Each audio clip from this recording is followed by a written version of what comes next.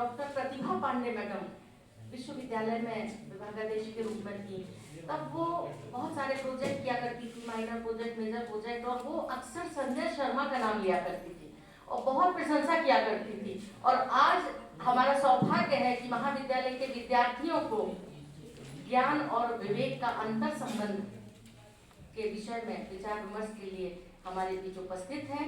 हम उनका स्वागत करते हैं, अभिनंदन करते हैं और बड़े ही सम्मान के साथ आमंत्रित करते हैं कि आप अपने विचार हमारे विद्यार्थियों के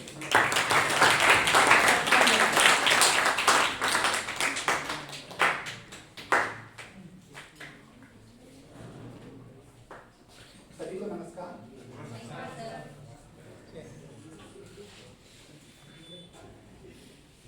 इस महाविद्यालय का नाम जैसा कि आप सब लोग जानते हैं किसी पुण्यात्मा के नाम पर रखा गया है, जिन्हें शायद हम लोग इस रूप में भी याद करें कि न केवल भौगोलिक एकीकरण या सामाजिक सांस्कृतिक एकीकरण, बल्कि एक आत्मिक जो एकीकरण होता है, या यूँ कहें कि पूरी दुनिया के अंदर जिस अस्तित्व की हम लोग बात करते हैं उसके एकीकरण पर जब उन्होंने बात की तो हमारे बीच जो नाम उभरता है वो पंडित दीनदयाल उपाध्याय जी को उभरता है।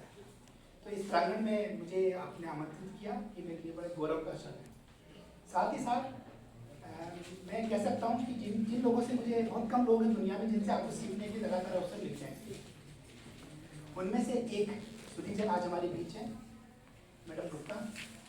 मैं लगातार उनसे सीखता रहा हूँ और सबसे बड़ी बात यह है कि उनकी जो ज्ञान को लेकर जो उनकी अपनी समझ और जो जीवटता है, वो जीवटता इस मायने में बहुत महत्वपूर्ण बन जाती है जब वो उनकी चिंता में लगातार ये विमर्श हम सब लोगों को बांधे रहता है कि अगर हम लोग अपनी दिनचर्या की शुरुआत अगर किसी एक नई चीज के साथ या नई चीज को सीखने के साथ नहीं कर रहे हैं, इसका मतलब फिर हम लोग एक तरह से उस मानवीय होने की परिभाषा से बहुत दूर है।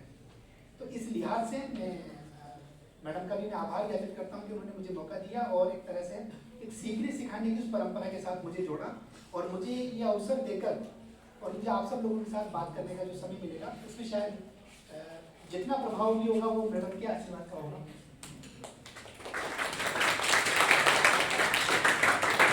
मेरे साथी दोनों यहाँ बैठे हैं जिनसे हम लोग लगातार संपर्क में रहते हैं, सीखते हैं, लगातार पढ़ते हैं। राणा जी को आप जानते ही हैं, है ना, और अभिषेक है ना, जिनसे हम लोग परिचित हैं। आप सब लोगों के बारे में जब इस कार्यक्रम के बारे में मैडम से चर्चा की तो दो तीन बात मुझे समझ में आई। एक तो ये, अगर मैं सही हूँ और मुझे अगर आप गलत हो तो मतलब मुझे गलत हो तो आप सही करें। एक तो ये कि कार्यशाला है, तो इस रूप में मुझे बताया गया कि एक प्रशिक्षण की कार्यशाला है और उसमें हमारे पास विद्यार्थियों से लेकर शिक्षकों तक तमाम समूह है।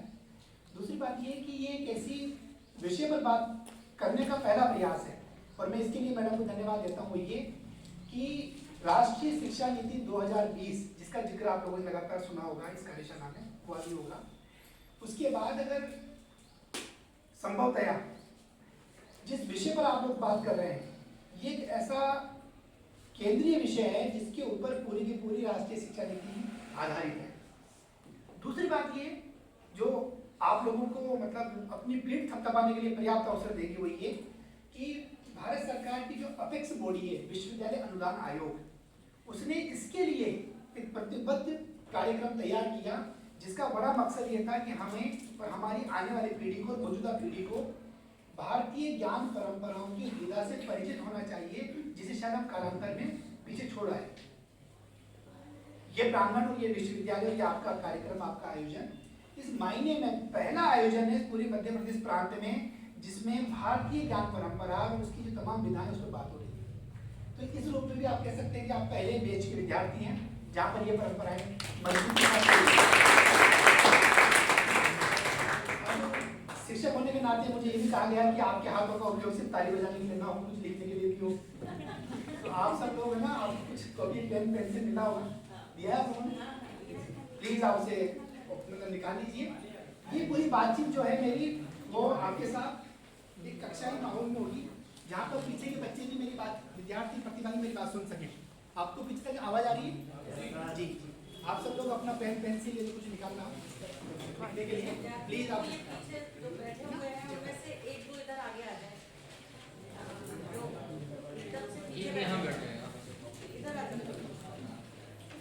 बैठ जाओ। जिनके पास पेंसिल नहीं है और वो सामने टेबल नहीं है, वो पेन और कॉपी तो अनिवार्य है। बिल्कुल बिल्कुल मैम, इसलिए मैंने कहा कि उस तरह की बातचीत होती है थोड़ा सा कर लीजिए। इधर आ जा, तू भी इधर आ जा। वहाँ बैठ जाए।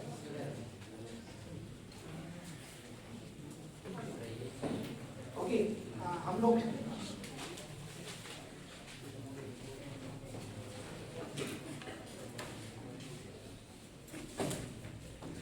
आगे बढ़े। कुछ बुनियादी सवालों के साथ मैं अपनी बात रखना चाहूँगा, इसलिए कि जो आज का मुद्दा है वो मुद्दा इस बात को लेकर है बातचीत में, जैसे कि मैडम ने बताया कि ज्ञान और विवेक के से हम क्या समझते हैं, ओके। और दूसरा ये कि ज्ञान और विवेक के बीच में अगर कोई संबंध बनता है, क्या इनके बीच में कोई संबंध भी है, पहले इस पर चर्चा करेंगे। और अगर वो संबंध बनता है तो संबंध किस रूप में हम उसे देख सकते हैं। ज्ञान को अक्सर आप और हम सब लोग आम भाषा में अक्सर अगर हम अंग्रेजी का उपयोग बहुत करते हैं तो नॉलेज के तौर पे जानते हैं, तो नॉलेज ही बोला जाता है। नॉलेज इतना लोकप्रिय हो गया है कि हम लोग हर हिंदी के दोहराव में भी नॉलेज का इस्तेमाल करते हैं। विवेक को लेकर शायद अभी उतनी स्पष्टता नहीं है कि विवेक को हम लोग अंग्रेजी में क्या कहें, पर एक मोटी तौर पर समझ बनती है, उसको बोलते हैं कॉन्साइंस, CONSCIENC। एक सेंस के तौर पर हम लोग उसका विवेक का इस्तेमाल करते हो। तो नॉलेज को समझना, फिर उसके बाद कॉन्साइंस को समझना, जिससे आगे जाकर हम एक और नया शब्द इस्तेमाल कर सकते हैं, वो है कंसेंसनेस या कॉन्शियसनेस की तरफ हम लोग बढ़ सकते हैं। ठीक है, किसी चीज का सेंस रखना, ओके। और सेंस भी कैसा, जो सेनिटी के साथ जुड़ा हो, यानी कि व्यापक लाभ के साथ जुड़ा हो। और लाभ से मेरा मतलब यहाँ उस तरह का प्रॉफिट नहीं है, लाभ से मतलब है कि मानवता के बड़े हिस्से, या यूँ कहें कि मानवता से बाहर भी अगर हम लोग जाएं तो इस पूरी सृष्टि के भले से जुड़ा हो, उसकी हम लोग बात करें। तो ज्ञान का संबंध अगर उस रूप में देखें तो सबसे पहले हमें समझना होगा कि व्हाट इज नॉलेज, हम ज्ञान कहते हैं किसे। आप सब लोगों को भी है कि ये मेरे पास नॉलेज है ना, मैं इस चीज़ को जानता हूँ, या इस बात का मुझे पता है। तो ज्ञान की इस प्रकृति में तो दो तीन शब्द अगर आपको लगातार अभी लिखी लैंग्वेज से सुनेंगे भी जानेंगे भी, तो भी वो ये कि क्या ज्ञान और सूचना, नॉलेज और इन्फॉर्मेशन में क्या कोई आप अंतर पाते हैं। इसके लिए हम छोटा सा एक अभ्यास करेंगे कि आप सब लोग अपने रजिस्टर में दो हिस्से बनाइए, कि एक वो तरफ जिसमें नॉलेज के बारे में 3-4 बात लिखें कि आप किसे नॉलेज मानते हैं, तो दूसरा हिस्सा बनाएं कि जिसमें आप किसे इन्फॉर्मेशन मानते हैं। ठीक है, जैसे मोटे तौर पर अगर मैं कहूँ कि आपको ये इन्फॉर्मेशन दी गई, या मैंने पूछा कि क्या आपकी इस कक्षा को उन्होंने पेन पेंसिल रजिस्टर कुछ दिया है ना, ये इसे कहाँ रखेंगे आप। ओके, आज का व्याख्यान किस विषय पर होने जा रहा है, इसको आप कहाँ रखेंगे। ज्ञान और सूचना की दो श्रेणियों में, तो आप इसे बांट लें और आप लोग 2-3 मिनट का समय लें, इसमें आप इस बात को तय करें कि किस तरह की जानकारी को आप, या किस तरह की तथ्यों को आप, किस तरह की संदर्भों को आप ज्ञान के साथ जोड़ेंगे और किसको आप सूचना के साथ जोड़ेंगे। हम लोग जल्दी से करें इसको, आपके पास नहीं है कुछ मांगने, ज्ञान किसे कहते हैं, सूचना किसे कहते हैं, कंफ्यूजन नहीं करना, आपको लिस्ट आउट करना है ना, आपको लिखना है बस 4-4, 5-5 बातें जिसको आप ज्ञान कह सकें और जिसको आप सूचना कह सकें।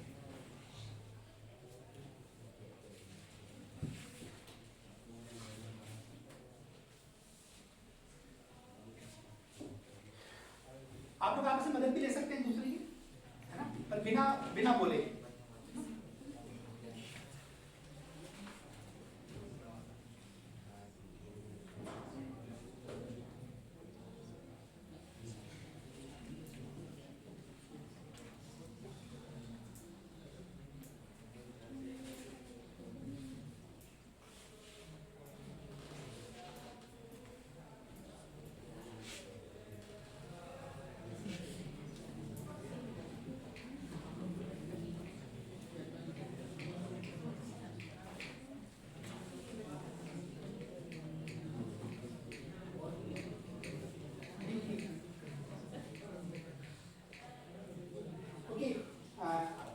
लिख लिया हुआ है, जिन लोगों ने लिख लिया हाथ खड़ा कर सकते हैं। कोई भी ज्ञान में, ज्ञान की दायरे में आपने किसको रखा है? कोई भी पीछे से बताना चाहे कि किसे ज्ञान मानते हैं, किसे सूचना मानते हैं, या सूचना के दायरे में आपने किसको रखा है? कैसे हम शुरू करें? जी आपका नाम बताते हैं। सर साक्षी सोनी। जी साक्षी बताएं, ध्यान से सुनिए आप लोग। सर जैसे कुछ भी अंक लिख देते हैं, 1 2 3 4 है या कितने भी लिख देते हैं उनको, तो वो अगर सामने लिखे हुए रखे हैं तो एक ये सूचना हो सकती है, और हम उसको क्या समझ रहे हैं, गणितीय संख्या है, तो ये ज्ञान मान सकते हैं उसको। ओके ठीक है। जैसे मान लीजिए कोई तथ्य हमारे पास है जिसको मैंने कहा कि गणितीय, मान लीजिए 2 4 5 6, या ये भी तथ्य हमारे पास है कि सागर जिले में ये भी जो महाविद्यालय, ये काफी बड़ा विद्यालय है, महाविद्यालय, ये हमारे पास एक सूचना हो सकती है। अब इसको हम कैसे देखते हैं, कैसे समझते हैं, इसको हम लोग ज्ञान की तरफ बढ़ा सकते हैं। ओके, कोई और इसी तरह का कोई किसी की बात समझ में नहीं हो? जी बैठिए साथी, आप नाम बताते हैं। आकाश अहिरवार। आकाश, किसी दूसरे के द्वारा ली गई सूचना हमारे लिए ज्ञान हो सकता है, और हमारे कोई द्वारा उदाहरण देंगे आप? कोई उदाहरण सर, जैसे कुछ भी ले लीजिए सर, जैसे हम किसी विषय पे किसी को सूचना दे रहे हैं तो उसके लिए वो ज्ञान हो गया, और अगर हमें कोई सूचना बता रहा है तो हमारे लिए ज्ञान हो गया। कोई उदाहरण जैसे कोई और स्पष्ट करेगा आकाश की बात को? कोई समझ में नहीं होगी किसी की इस बात का?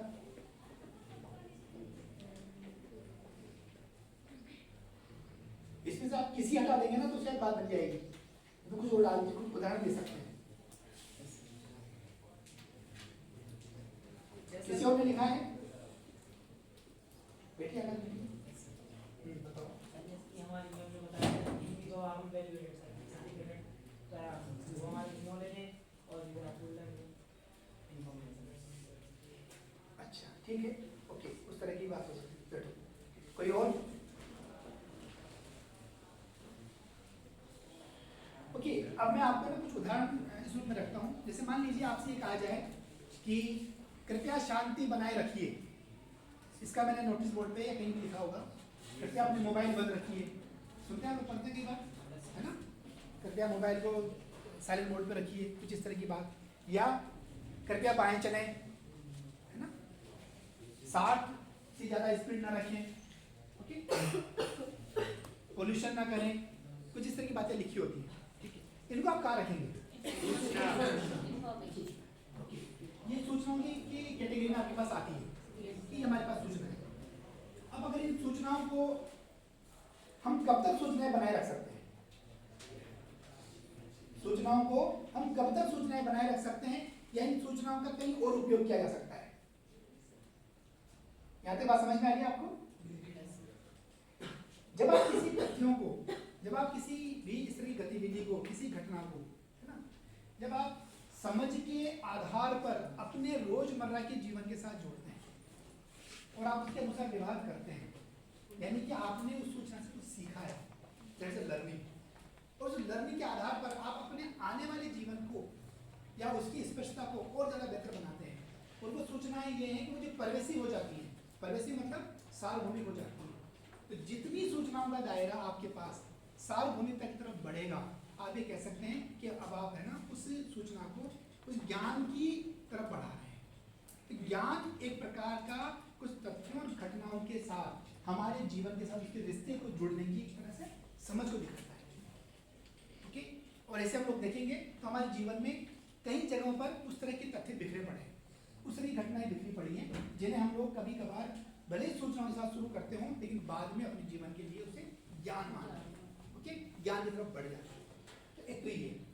दूसरी बात ये कि जिसको हम ज्ञान मानते हैं, जिसको हम ज्ञान मानते हैं, वो ज्ञान हमारे पास आता कैसे है?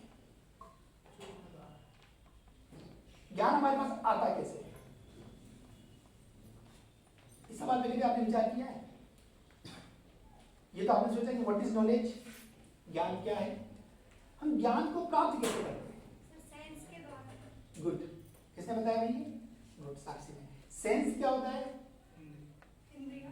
इंद्रियों के द्वारा। ओके, कौन डिफाइन करेगा इंद्रियों को? कौन कौन से ज्ञान की इंद्रियां हमारे पास? गुड, भाई आप तो काफी चीज जानते हैं, मेरी आपकी समस्याएं काफी हद तक कम करती हैं।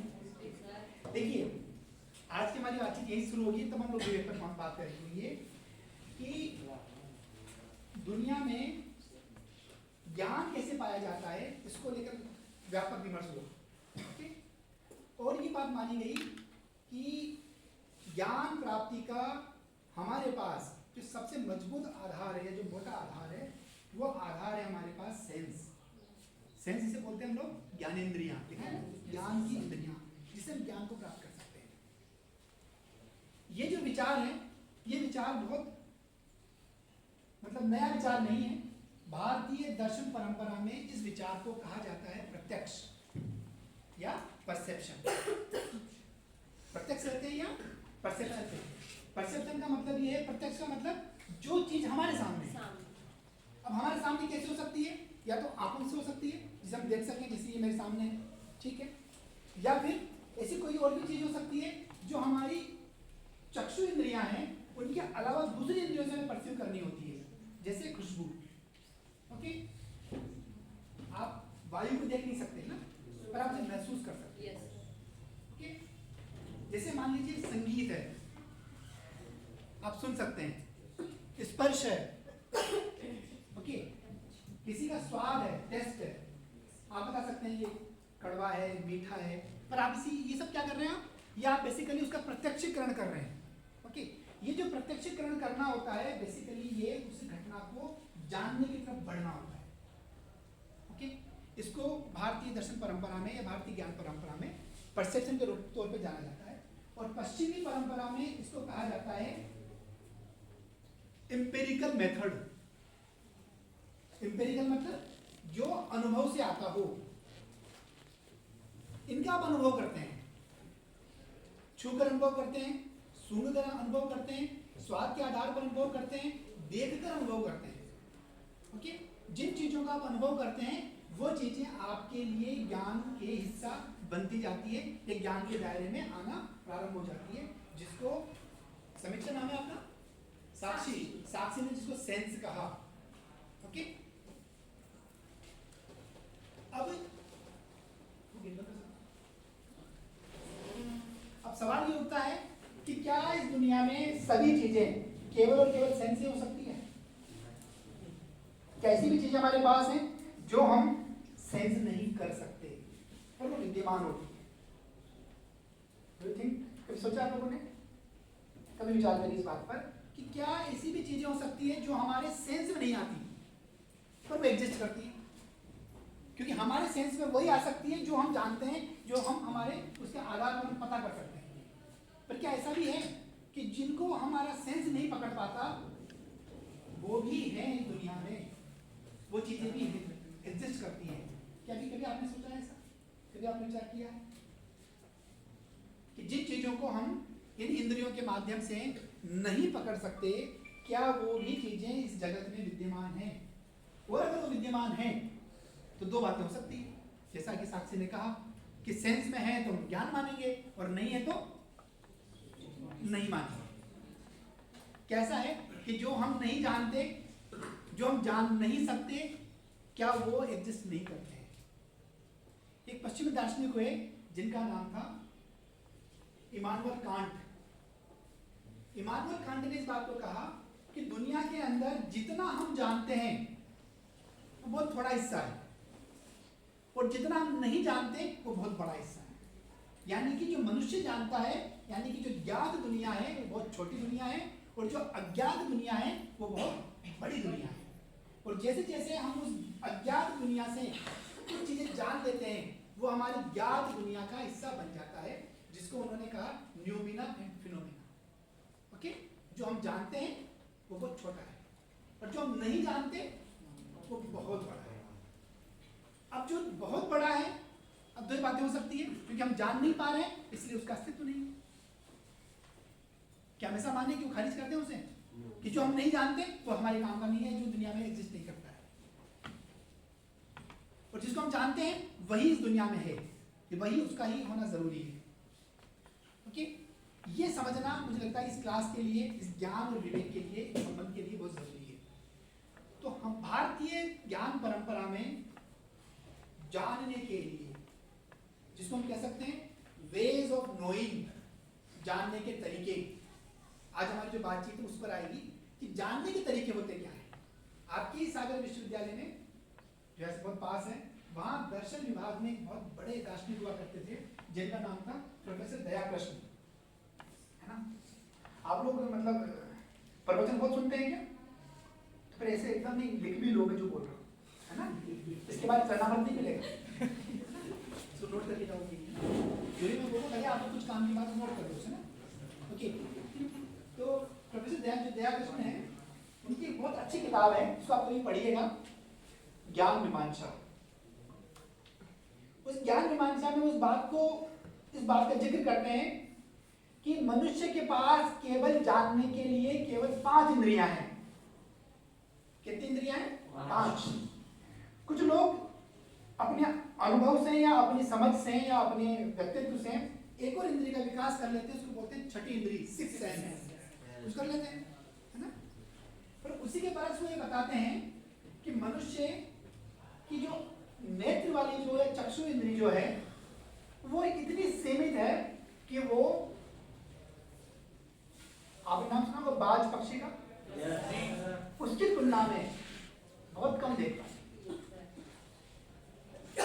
तो आपके सामने ये सवाल खड़ा होता है कि आप ज्यादा बेहतर देख सकते हैं या बाज बेहतर देख सकता है? तो जो चीज आपको नहीं दिखती वो बाज को दिखती होगी। तो आपको नहीं दिख रही इसका मतलब दुनिया में है या नहीं? क्यों है? क्योंकि बाज देख पा रहे हैं।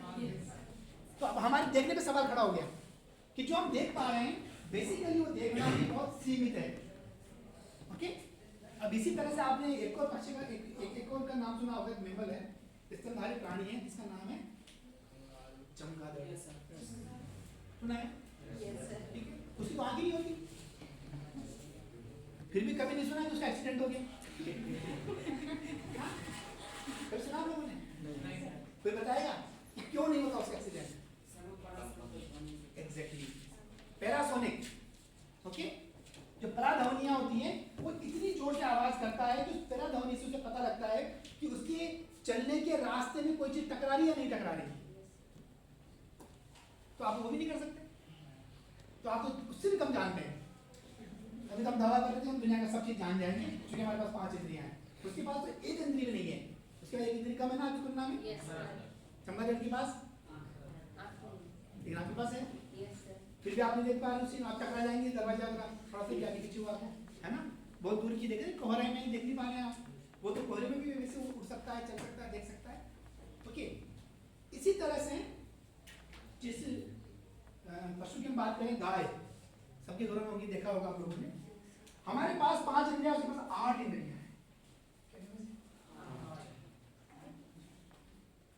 हम दूसरे कम जानते हैं, इस तरह से परसीव करती चीजों को। बहुत सारे किसान, जो किसान परिवार के बच्चे हैं, वो इस बात को जानते होंगे, जिनका लंबा जीवन जो कृषि के साथ जुड़ा है, कि उनके पास ये भी एक अनुभव आ जाता है कि किस मौसम में मतलब अब बारिश होगी या नहीं होगी। कुछ चिड़ियाएं बता देती हैं, कुछ चिड़ियाएं बता देती हैं, वो मिट्टी में लौटना शुरू कर देती हैं, या कुछ उनकी कुछ खास तरह की आवाजें आने लग जाती हैं। तो जो सेंस हमें नहीं हुआ कि अकाल पड़ने वाला है, या बाढ़ आने वाली है, या प्राकृतिक आपदा आने वाली है, या फिर कुछ ऐसी घटनाएं होने वाली दुर्लभ है जो मनुष्य नहीं पकड़ पा रहा है, उन घटनाओं के लिए भी हमारे पास ये माना जाता है कि हम नहीं जान रहे हैं, लेकिन घटनाएं होती हैं। ओके, तो सवाल ये उठता है कि जो हम जानते हैं वो कितना कम जानते हैं। 5 इंद्रियों के बावजूद हम कितना कम जानते हैं। विज्ञान ने प्रगति करते हुए 2D से 3D तक हम पहुंच गए। 2D 3D समझ रहे हैं आप लोग? 3D मूवी देखी किसी ने? किसी ने देखी 3D मूवी?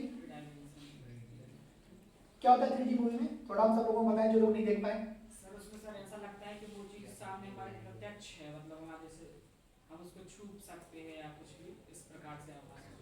ओके, कोई और बताएगा 3D के बारे में? क्या होता है 3D? D क्या है यहाँ पर? क्या होता है डायमेंशन? सर उसकी 3 पहलू हम देख सकते हैं। गुड, बहुत बढ़िया। वैसे 2D के बारे में सुना होगा कि आप किसी भी चीज के 2 हिस्से देख पाएंगे, है ना, जैसे मान लीजिए लंबाई चौड़ाई, है ना, लंबाई ऊंचाई, है ना, ये देख पाएंगे। जैसे हम ये देख पाएंगे कि ये वाला हिस्सा आपको दिख रहा है यस सर, या ये वाला हिस्सा आपको दिख रहा है, ठीक है ना, दो हिस्से दिख रहे हैं आपको, यस सर, पर आपको इसके पीछे वाला हिस्सा नहीं दिख रहा, यस नहीं दिख पा रहा इसके पीछे वाला सर, हिस्सा। जब आप इसका चित्र बनाएंगे कैसा बनाएंगे, आयत के तौर पर, जबकि आयत नहीं है ना, क्यों नहीं आयत, क्योंकि इसके पीछे मोटाई की है, तो मोटाई नहीं देख पाएंगे। जैसे आप पहाड़ बनाते हैं, पहाड़ कैसे बनाते हैं, त्रिभुज बना देते हैं, क्या वैसे ही पहाड़ होता है क्या, नो सर, पहाड़ के पीछे भी हिस्सा होता है, पर आप बना नहीं पाते, क्यों नहीं बना पाते, क्योंकि 2D दुनिया है। जब 3D दुनिया होगी तो क्या होगा, क्या नाम है आपका, तो सुरेंद्र के अनुसार बनाएंगे हम लोग, यानी कि हम उसके पीछे भी देख पाएंगे जो हम नहीं देख पा रहे हैं, ओके, ये 3D है। तो दुनिया केवल 2D या 3D नहीं है, now we are talking about 10D, कितनी, बट हम नहीं देख पाते, हमारी आंखें नहीं देख पा रही, तो जो नहीं देख पा रही है तो क्या हम मान के चले कि दुनिया में चीजें नहीं है, क्या मान के चले, हम नहीं देख पाते हैं, इसका मतलब ये हमारी सीमाएं हैं, ओके। तो अब यही समझना इस क्लास का मुख्य काम है कि इन सीमाओं को हम कैसे समझें और इन सीमाओं के आधार पर हम कैसे बात करें। जातक कथाओं को जो आपने सुना होगा उसमें बड़ी घटना आती है, कोई ये, उसके बाद हम शुरू करेंगे बात हुई है कि जातक कथाएं सुनिए किनकी, कोई बताएगा, जातक कथाएं किसकी है, ओके। उन जातक कथाओं में विष्णु का जिक्र आता है, तो उसमें एक जिक्र आता है कि 4 विद्यार्थी जो हैं वो जाते हैं और रास्ते में उन्हें एक हाथी मिलता है, देखा आप लोगों ने, हाथी को पहली बार देख रहे होते हैं, क्योंकि उनके जीवन में हाथी का कॉग्निशन में यानी उनकी मानसिकता में, उनके मानस पटल पर हाथी है नहीं। जैसे किसी छोटे बच्चे को यदि आपने, जो 1-2 साल का बच्चा है, 2 साल का 3 साल का बच्चा है, आपके घर में है, आपने उसको एक बार कोई गाय दिखा दी, ठीक है, और गाय दिखाकर आपने कहा ये कुत्ता है, बिल्ली आपने दिखा दी और बताया कि बेटा ये बिल्ली है, ये कुत्ता होता है, ठीक है, या गाय होती है, हम गाय दिखा दी आपने, तो गाय का आप डिस्क्रिप्शन कर दिया आपने, 4 पैर होते हैं, पूंछ होती है, सफेद होती है, सींग होता है। तो अगली बार जब उसे भैंस दिखाई देगी तो क्या बोलेगा वो, क्या बोलेगा, गाय बोलेगा, ओके, क्योंकि उसका भैंस का जो खाका है वो गाय वाला खाका है। अब उसको ये बोलेगा कि है तो गाय लेकिन क्या है ये, ब्लैक है, तो गाय, क्योंकि आप मुझे बताया वो सब कुछ मिल रहा है उसके अंदर, ठीक। तो हम लोग क्या करते हैं, ज्ञान इसी तरह से प्राप्त करते हैं, है ना, घटनाओं को इसे जोड़ के प्राप्त करते हैं। तो उनके पास भी ये तरीका था, 4 मित्रों के पास जो विद्यार्थी थे, तो उनके हिस्से में जो हिस्सा उनको छूने में आया उन्होंने उसी हिस्से को बनाया, ठीक है। बेटा क्या नाम है तुम्हारा, ये मोबाइल किसी और का है तुम्हारा, ये तो रख ले, हम देख लेना आराम से, दिक्कत तब है जब किसी और का होता है, तो यही खत्म करना होता है, उसको देखना होता है, उसको रखो आराम से। तो 4 लोगों ने अलग अलग जगह पर, मान लीजिए जिस व्यक्ति ने उसके पैर को पकड़ा उसने उसको क्या समझा कि बड़ा मजबूत खंबा है, फिर खंबे जैसा दिख रहा उसको, ठीक है। किसी ने उसे कान को पकड़ा तो लगा कि ये सूत की तरह है जिससे हम लोग अन्न वगैरह साफ करते हैं, ठीक है। किसी ने अगर सूंड को पकड़ा तो बड़ा कि पाइप की तरह है, किसी ने उसकी पीठ के हिस्से को हाथ लगाया तो कहा कि हम जो है वो दीवार की तरह है। ये उनकी अपनी एक समझ है, ठीक। अब इस समझ को अगर वो 4 लोग जोड़ भी लेते हैं तो क्या हम ये मान कर चले कि वो हाथी बना पाएंगे। एक और सवाल कि सभी लोग यानी कि सभी अलग अलग इंद्रियां जिन हिस्सों को छू रही है उनको अगर हम जोड़ भी लेते हैं, हम उनका सम भी कर लेते हैं, सम मतलब टोटल भी कर लेते हैं, तो क्या हम उस यथार्थ या उस वास्तविकता को प्राप्त कर सकते हैं। मान लीजिए वो खंबा जोड़ लिया, उन्होंने सूप को जोड़ लिया, उन्होंने पाइप को जोड़ लिया, उन्होंने दीवार को जोड़ लिया, तो क्या हम उस हाथी को प्राप्त कर सकते हैं। तो फिर एक और सवाल खड़ा होता है कि इंद्रियों से प्राप्त ज्ञान, जो अलग अलग इंद्रियों से प्राप्त हमारे पास ज्ञान आ रहा है, क्या हम उस पर भी भरोसा कर सकते हैं कि बहुत रिलायबल नॉलेज है, क्योंकि वो हाथी तो नहीं बना पा रहा है। 4 इंद्रियों ने 4 अलग अलग तरह से उसको परसीव किया और परसीव करने के बाद आपके पास ले आए, लाने के बाद वो सब कुछ बता रहे हैं आपको कि दीवार है, कोई रस्सी है, या जो भी है बताना चाह सकते हैं वो। तो उसमें लेकिन क्रम वो निश्चित नहीं है ना सर? हाँ क्रम निश्चित नहीं है ना? क्रम भी जोड़ लो उनका। सर उसके बारे में नॉलेज ही नहीं है कि क्या है, तो कैसे जोड़ भी लो तो सर नहीं उनके पता पास जो पाएंगे। पहले से इसका knowledge है, मतलब उसके आधार पे बता इसका रहे हैं। मतलब ये हुआ कि जो चीजें हमारे जानकारी में नहीं होती है उनका भी अस्तित्व होता है। ओके, तो अब पहला आदमी में क्या छोड़ना पड़ेगा कि हम सब कुछ जानते हैं। ये इस कक्षा का मुख्य मुख्य जो है ध्येय क्या है, आपको ये बताना कि हम सब कुछ नहीं जानते, है ना। हम जो जानते हैं वो सीमित जानते हैं, ठीक। और सीमित जानने की प्रक्रिया में हम एक दावा कर बैठते हैं कि हम सब कुछ जानते हैं, तो हमें इससे बचना है, तब जाके शायद हम लोग विवेक की तरफ बढ़ पाएंगे। दूसरा, जिन तरीकों की बात कर रहा था उनमें सबसे पहला तरीका था हमारे पास प्रत्यक्ष। उस प्रत्यक्ष को हम कह सकते हैं कि ये प्रत्यक्ष तीन तरह से आप ले सकते हैं। विज्ञान इस पे काफी काम करता है। थॉमस कुन एक समाज विज्ञानी हुए, THOMASKUHN, थॉमस कुन ने 1960 और 70 में बहुत अच्छी किताब लिखी जिसका नाम था वैज्ञानिक क्रांतियों की संरचना, the structure of scientific revolution, वैज्ञानिक क्रांतियों की संरचना। वो ये कहते हैं कि हर एक कालखंड का अपना एक ज्ञान होता है। वो ज्ञान की इस नेचर पे सवाल उठाते हैं कि हर एक समय का अपना एक विशिष्ट ज्ञान होता है। तो ज्ञान जो है कोई एक ऐसी विषय वस्तु नहीं है जो कि अंतिम हो। अभी तो सवाल क्या था कि एक तो हमारी अपनी सीमाएं हैं कि जो हम जानते हैं वो पूरा नहीं जानते। एक सवाल तो ये हो गया कि हमने अपने आप पर उठाया क्योंकि हमारे पास इतनी इंद्रियां नहीं है जितनी इंद्रियां किसी और की मजबूत थी। अभी आपने बाज को देखा, चमगादड़ को देखा, गाय को देखा, ठीक है। 2D और 3D में फर्क करने के बाद बिना चश्मे का 3D नहीं देख सकते, तो 10D तो वैसे भी देख पाएंगे। दुनिया 10D हो गई है, यूनिवर्स की संरचना करें तो एक तो सवाल ये था कि हमारी अपनी जानने की जो क्षमताएं हैं वो भी अपने आप में काफी नहीं है, वो भी मजबूत नहीं है। दूसरा सवाल ये है कि जो हमने जान लिया, मान लीजिए हमने दावा कर लिया, हमने जान लिया, जो जाना गया ज्ञान है वो भी अंतिम ज्ञान नहीं है, यानी कि वही बदल सकता है। आप सब लोगों ने महसूस किया होगा कि मैं और जो जो जो आपके सामने पीढ़ी बैठी हुई है वो पीढ़ी वो है जिन्होंने 9 ग्रह पढ़े थे, है ना। और आप लोग कौन सी पीढ़ी के हैं? आप लोग 8 ग्रह पढ़कर आए हैं। हम लोग 9 ग्रह की पीढ़ी के हैं, हमें ज्यादा पढ़ना पड़ता था, एक ग्रह जबरदस्ती परेशान कर रहा था। आप लोग सुकून में हैं कि एक कम हो गया, है ना। हो सकता है कि बाद वाली पीढ़ी में एक और कम हो जाए। तो जो ज्ञान 9 पीढ़ी का मतलब 9 ग्रहों का हमारे पास है, इस टेबल के इस दायरे पर जाते हैं तो आप पाते हैं कि ज्ञान भी अंतिम नहीं था। आपको जानकर ताज्जुब होगा कि इस दुनिया को हम लोग जो जानते हैं कि ये जो ग्लोब है, ये दुनिया जो है हमारी गोल है, ये जानकारी बहुत कम समय की जानकारी है हमारे पास। इसको जानने में मुझे लगता है कि अभी मुश्किल से 550 साल हो गए हैं, 600 साल के आसपास। यानी कि 600 साल का इतिहास ये बता पाता है कि दुनिया गोल थी। इससे पहले का जो इतिहास है मानवता का, वो इस बात को बताता है कि दुनिया चपटी थी, ठीक है ना। और दुनिया इतनी चपटी थी, ज्यादा चले जाओ गिर भी जाओगे, है ना। अभी तो नहीं गिर जाओ आप लोग, अभी आराम से आ सकते हो बहुत दूर तक। लेकिन 600 साल पुराना जो मानव सभ्यता का इतिहास है वो इस बात को बताता है कि दुनिया चपटी थी, और वो इतनी चपटी दुनिया थी कि उसको घूमने की कोई बात नहीं होती थी। फिर बाद में पता लगा कि घूमती भी है। फिर कई सारे सवाल खड़े हुए, हम तो नहीं घूम रहे, है ना, हम कैसे नहीं घूम रहे भाई, जब दुनिया घूम रही है। तो फिर लोगों को इस बात को मार दिया गया, है ना, कि ये गलत बात की जा रही है, घूमने वाली बात ठीक नहीं, है ना। घूमने वाली होता तो फिर हमारा घर का दरवाजा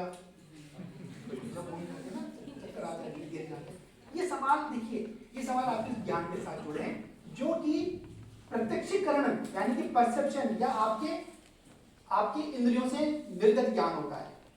ओके, इन इंद्रियों से निर्गत ज्ञान को थॉमस कुन ने जब इस पर काम किया तो इस बात को बताया कि 3 तरह से आप समझ सकते हैं। पहला, हमारे पास है एक्सपेरिमेंट करके, जो कि विज्ञान करता है। दूसरा, ऑब्जर्वेशन करके, हम लोग लगातार अवलोकन करते हैं। और तीसरा, मेजरमेंट करके, जिसका मूल्यांकन मापन हम लोग कर रहे होते हैं, ठीक है। इस तरह से हम लोग प्रत्यक्ष की तरफ लगातार बढ़ते हैं।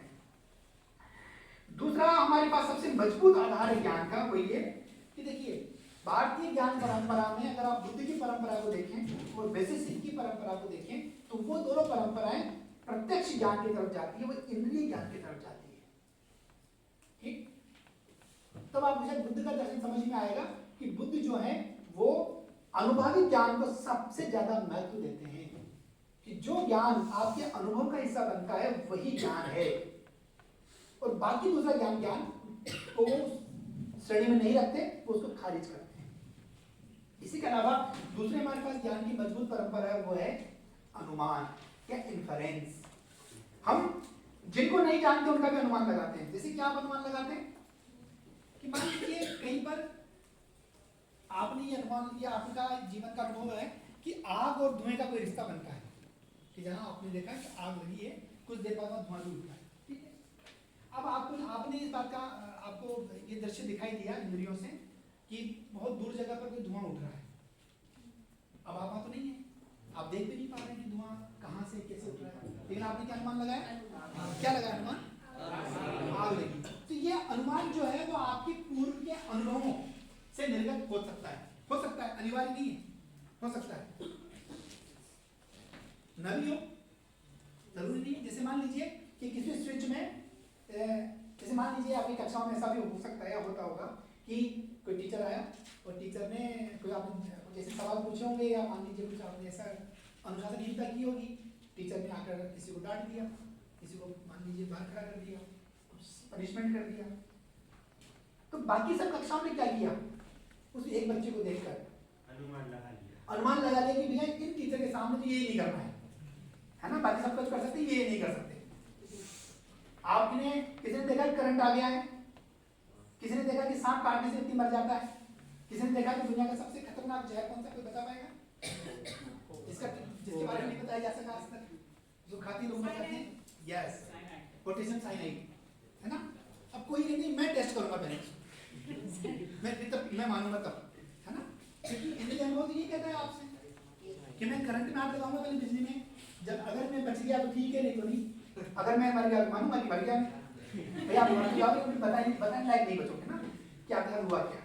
तो हम लोग क्या अनुमान से भी, यानी कि जो ज्ञान हमारे अनुभव का हिस्सा है उसको तो मानते ही है, पर जो ज्ञान हमारे अनुभव का हिस्सा नहीं आ सकता लेकिन वो अनुमान में आ सकता है, उसको भी हमने ज्ञान के उस तरीके में शामिल किया जिसको हम बोलते हैं वेज ऑफ नोइंग में। एक और तरीका है, बहुत मजबूत तरीका है हमारे पास ज्ञान प्राप्त करने का, समझने का, दैट इज कंपैरिजन। हम कई बार तुलना भी करते हैं, हमें नहीं पता पर हम अनुमान लगा लेते हैं। ठीक, कि जैसे मान लीजिए सागर में सर्दी का मौसम है, ठीक है, और आपको बताया जाए कि भाई शिमला में या किसी और भी ऐसी जगह पर वहां पर बर्फ बन जाता है, तो आपके पास अगर बर्फ का आइडिया है तो आप उसका अनुमान लगा सकते हैं कि इतनी तीव्रता में सर्दी होगी, इतनी तीव्रता में मौसम होगा, तो आप अनुमान के आधार पर भी कर सकते हैं। ऐसे कई जगह कंपैरिजन आप कर सकते हैं। ओके, तो कंपैरिजन के आधार पर भी, और इस कंपैरिजन को भारतीय ज्ञान परंपरा में हम लोग बोलते हैं उपमान। ठीक है, अभी तक हमारे पास था प्रत्यक्ष, जिसको हमने कहा परसेप्शन, दूसरा अभी हमारे पास क्या था? इन्फरेंस या अनुमान। यह अनुमान नहीं है, यह उपमान है। अनुमान में तो कहीं ना कहीं फिर भी आप एक संबंध बन सकता है, लेकिन उपमान में एक वस्तु के आधार पर दूसरी वस्तु के इसके बारे में आप अनुमान लगा रहे होते हैं, यानी कि वो उपमान का हिस्सा बनता है। इसको हमने कहा कंपैरिजन। दुनिया में आप देखिए कई जगह आप कंपैरिजन करते हैं, है ना, ये अच्छा दोस्त है, ये अच्छा दोस्त नहीं है, ये अच्छी कक्षा है, ये अच्छी कक्षा नहीं है, ओके, या और भी बहुत सी चीजों में आप कर सकते हैं, है ना। इन अनुमानों के आधार पर ये जो उपमान की प्रवृत्ति हमारे पास आती है वो तुलनात्मक संदर्भ को दिखाती है, लेकिन वो भी ज्ञान प्राप्ति का एक भारतीय बहुत बड़ा मजबूत तरीका है। और इसको मानने वाली ज्ञान की शाखा थी वो थी न्याय दर्शन। न्याय दर्शन ने उसको एक तरह से उपमान के तौर पर देखा। एक और है जिसको बहुत मजबूती के आधार पर हम कहते हैं, वो है अर्थापन, अर्थ देना। ओके, हम अर्थपति भी बोलते हैं उसको, कि आप उसको एक मीनिंग दे रहे होते हैं, आप उसको एक अर्थ दे रहे होते हैं। तो अर्थापन के माध्यम से भी हम लोग क्या करते हैं? ज्ञान की एक नई यात्रा की तरफ बढ़ रहे होते हैं, ज्ञान को हम लोग बना रहे होते हैं। ठीक है, अब जैसे अगर कहा जाए, जैसे मान लीजिए कि आपसे ये कहा जाए कि ये जो अर्थापन है बेसिकली ये आपकी कल्पनाएं होती हैं। आप अपनी कल्पनाओं को कोई शब्द दे रहे होते हैं, अजम्पशंस होती हैं आपकी ये, ठीक। आप ऐसे बहुत सी कल्पनाएं कर सकते हैं, जैसे राइट ब्रदर्स का नाम सुना आप लोगों ने, जिन्होंने हवाई जहाज बनाया, है ना। उनके पास आइडिया ऑफ एरोप्लेन था नहीं, उन्होंने क्या बनाया, किस तरह से सोचा कि ये बन सकता है, ये उनकी कल्पनाओं की उड़ान थी, ठीक। अगर आप विंग्स ऑफ फायर के बारे में बात करें, जो कलाम साहब की किताब है, उसमें आप देखें तो उसमें भी आप इस बात को पाएंगे कि वो किसी को उड़ते हुए देखते थे। अब मनुष्य उड़ जाएगा या वो उड़ा सकते हैं या वो वहां पहुंच सकते हैं, ये बेसिकली आपकी अर्थपत्ति है, यानी कि आपका ये अजम्पशन है, यानी कि आपकी ये मान्यताएं कल्पनाओं के आधार पर करता है। तो मनुष्य जो है अपनी उन कल्पनाओं के सहारे ही ज्ञान की तरफ बढ़ रहा होता है। एक और मजबूत आधार है जिस ज्ञान के बारे में हम बात करते हैं, दैट इज बहुत इंपॉर्टेंट है वो ये कि एब्सेंस, यानी कि उसकी अनुपलब्धि, उसका उपलब्ध नहीं होना। अगर इस कमरे में, मान लीजिए इस कमरे में जो चीजें उपलब्ध है वो आपको दिखाई पड़ रही है, ठीक है, आप जान रहे हैं, पर जो चीजें आप नहीं जान रहे पर वो एग्जिस्ट करती है, जो आप नहीं जान रहे हैं। जैसे वो लोग हाथी के बारे में नहीं जान रहे थे पर हाथी वहां उपस्थित था। तो ये सवाल पुनः लौट कर आता है कि जो आपके मानसिक पटल पर जो चीजें नहीं उभरती वो चीजें भी इस दुनिया में एग्जिस्ट करती हैं। जिन चीजों को हम सोच नहीं पाते वो चीजें भी हमारे पास आती हैं। पश्चिम दर्शन की सीमा यहीं से उभरती है, भारतीय दर्शन यहीं से मजबूत बनता हुई है कि पश्चिम के बड़े दार्शनिक थे जिनका नाम था रेने देकार्ते। उनका ये कहना था कि मैं सोचता हूं इसलिए मैं एग्जिस्ट करता हूं, I think therefore I am. भारतीय दर्शन ये कहता है कि नहीं, जो चीजें हम नहीं सोचते, जो चीजें हमारे मानसिक पटल पर नहीं आती वो भी विद्यमान हो सकती है, होती है। हम उनके बाहर भी जाते हैं, जिसको हमने कहा अनुपलब्धि, एब्सेंस, नॉन कॉग्निजेंस की बात आती है ना, कि नॉन कॉग्निटिव हिस्से में आपके पास हम नहीं जान रहे पर वो है, वो एग्जिस्ट करती है। बहुत सी चीजें आप ऐसे देख सकते हैं जो आपकी हम नहीं जानते, हम ये मान कर चलते हैं कि हमारे जानने के तरीके में कहीं ना कहीं कोई कमी है, पर हम ये नहीं मानते कि वो व्यक्ति या वो घटना वहां उपस्थित नहीं है। तो दोबारा दोहरा इस बात को, हम नहीं जानते, ये सवाल जो है भारतीय ज्ञान परंपराओं में उस जानने वाले के ऊपर उठाया गया है, ना कि उन वस्तुओं पर उठाया गया है जो वहां मौजूद हैं या नहीं भी, हम उसके बारे में नहीं जानते, लेकिन हम ये जानते हैं कि हम जान नहीं पा रहे हैं। जिस दिन हम जान जाएंगे हम ये मान लेंगे कि हम इसको जान लेंगे। तो ज्ञान की इस यात्रा में जहां पर हम लोगों ने वेज ऑफ नोइंग की बात की, उसमें 3 बड़े प्रस्ताव लिखूंगा, उसके बाद अपनी बात समाप्त करूंगा। वो ये कि हम क्या जानते हैं और क्या जान सकते हैं, इसको समझना बहुत जरूरी है। क्या सभी चीजें दुनिया में जानी जा सकती हैं, या जैसे मान लीजिए आपसे कोई कहे कि आप लोगों ने कौवा देखा है, कौवा देखा है, क्रो किस कलर का होता है, हाँ? कि तो क्या पूरी दुनिया में कौवे एक जैसे होते हैं, वाइट हो सकते हैं? आपने देखा है, आपने देखा है, किसके से सफेद कौवा देखा है? क्या हमने सहमति बनाया कि दुनिया में कौवे काले होते हैं? हाँ? ये जो हो सकने वाला सवाल है, ये भारतीय ज्ञान परंपरा का सवाल है कि मेरी ज्ञात दुनिया में, मेरे सेंस में आज तक ये स्थिति हुई है, पर मैं इस बात के लिए तैयार हूं कि अगर ये स्थिति बदलती है तो I can change my time, है ना। हम ये नहीं काले होते हैं, हम ये नहीं कर सकते। भारतीय ज्ञान परंपरा इसकी तरफ नहीं बढ़ाती है, और यही विवेक है। जिस कंसाइन की हमने बात की, ये वही विवेक है, जिस विवेक में हम हमारे अपने स्टैंड को इस बात के लिए लगातार आगे पीछे खिसका सकते हैं, जहां पर हमें इस बात को पता लगे कि नहीं, अगर कोई व्यक्ति हमें कोई बात बता रहा है या हमें वो दिखा सकता है सेंस से, अनुमान से, अर्थपत्ति से, उपमान से, या हमारी अनुपलब्धि से, तो हमें मानने को तैयार है। और शायद यही वजह है कि भारतीय ज्ञान परंपरा एक तरह से उदात्त परंपराओं के तौर में या बड़ी परंपराओं के रूप में स्वीकार की जाती है, जहां पर सभी विचार परंपराओं के लिए, सभी दार्शनिक परंपराओं के लिए, सभी ज्ञान की जानकार ज्ञान की जानने वाली विधाओं के लिए पर्याप्त स्पेस होता है, पर्याप्त जगह होती है। और ये तभी क्रिएट हो सकता है जब आप विवेक सम्मत अपने आप को लगातार बनाए रखें। और मुझे लगता है कि भारतीय ज्ञान परंपराओं के बारे में ये बताना, और इस रूप में बताना कि जिसमें हम अपने आप को एक जानकार के तौर पर नहीं पर विवेकवान जानकार के तौर पर अपने आप को प्रस्तुत करें, ये बहुत महत्वपूर्ण बात है। जानकार होना बहुत बड़ी बात नहीं है, पर विवेकपूर्ण जानकार होना बहुत बड़ी बात है कि जहां पर आप ये अंदाजा लगा सकते हैं कि नहीं, इस दुनिया के अंदर कोई और भी मत प्रिवेल हो सकता है, मेरा मत अंतिम नहीं है। और जब मेरा मत अंतिम नहीं है तो मैं तैयार हूं इस बात को स्वीकार करने के लिए और खुद को भी खारिज करने के लिए। शायद यही भारतीय दार्शनिक परंपराओं की मजबूती थी जिस पर हमारा पूरा विमर्श खड़ा है। और जिस बात को मैंने कहा कि एक सबसे महत्वपूर्ण बात यह कि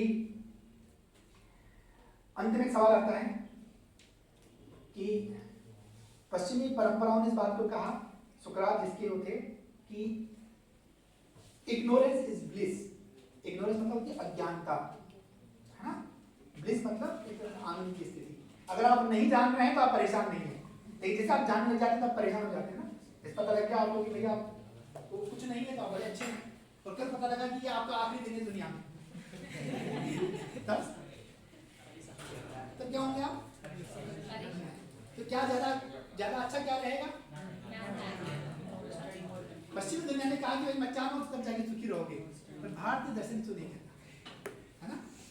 भारतीय दर्शन कहता है कि अगर आपके पास एक भी दिन है तो आप जिज्ञासु बने रहें, जानकार बने रहें, है ना। यही हमारे विवेक संबंध निर्णय की होगा। ठीक है, आप सब लोगों ने मुझे सुना, बहुत बहुत धन्यवाद।